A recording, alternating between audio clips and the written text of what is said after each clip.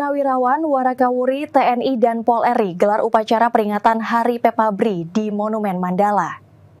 Persatuan Purnawirawan dan Warakawuri TNI dan Polri, Pepabri menggelar upacara Hari Jadi Pepabri ke-65 yang berlangsung di Monumen Mandala Kota Makassar, Jumat 12 September. Purnawirawan TNI Polri Forkopimda Sulawesi Selatan turut hadir.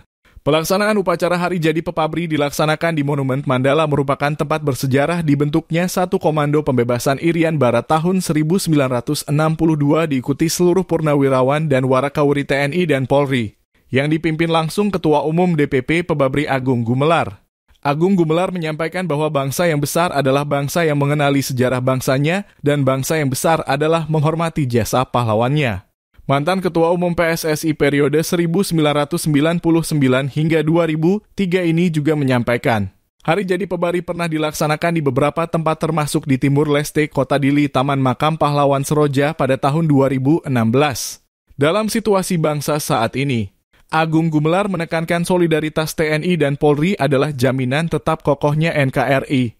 Ia juga menyampaikan agar jangan mau dipecah belah kalau ingin negeri ini tetap utuh. Saya sering mengutarakan dan tadi terakhir saya bubui mulut saya ini mengutarakan soliditas TNI dan Polri adalah jaminan tetap kokoh. Sebesar apapun ancaman terhadap TNI, selama TNI dan Polri solid bersatu, tidak akan mampu. Dan ini saya tekankan sekali mengingat situasi sangat tidak kondusif. Dalam situasi kemarin ada hal yang bisa memecah belah TNI dan Polri. Coba ada pengunjuk rasa teriak, TNI musuh kita, TNI kawan kita, polisi musuh kita. Itu kan upaya memecah belah. Jangan mau memecah belah. Kalau ini bangsa kita utuh. Meskipun Persatuan Purnawirawan dan Warakawuri TNI dan Polri, Pepabri, sudah purna tugas, namun semangat pengabdian untuk negeri tidak pernah pudar. Pepabri akan terus berkontribusi demi keutuhan dan kemajuan bangsa Indonesia. Ardi, Fajar TV melaporkan.